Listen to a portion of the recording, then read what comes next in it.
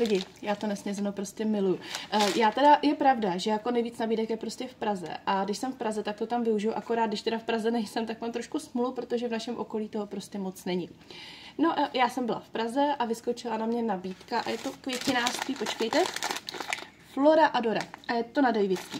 Měla jsem to kousek, rozumějte, na druhém konci Prahy, takže jsem se tam zastavila, ne, prostě metrem to bylo kousek, já nevím, 4 hodiny.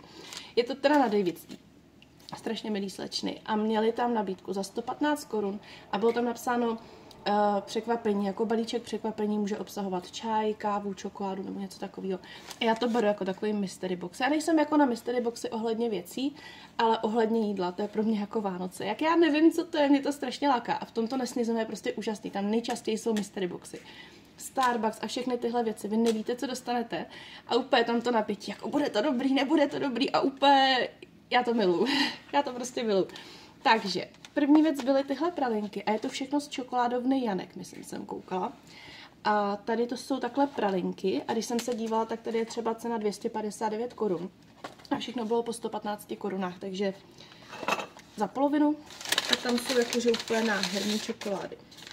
Počkejte, tohle není Janek, tohle je Jordy's čokoláda a je to s kakaovými boby. Mléčná.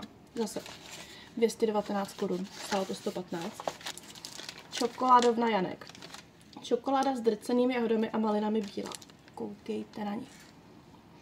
115 korun je dobrá cena, 219, jako by se mi úplně za ní dávat nechtělo, ale 115 za tohle čokoládu je asi dobrý. Ještě jedna. Rodiče totiž taky přeze mě teďko to nesnězeno využívají, protože je to taky nadchlo.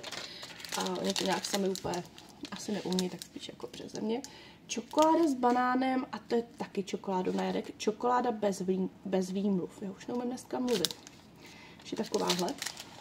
Tam měla tohle. A ještě pak takhle pralinky. No, jsem zvědavá, jak budou chutnat. Ale ty čokolády vypadají fakt dobře, lidi. Já si to vůbec nevšimla, tady je takhle banán, vidíte to? Abyste to tam hledali v tom nesnězeno, tak Flora Adora, ty věce. Jenom takovej tip. Ahoj.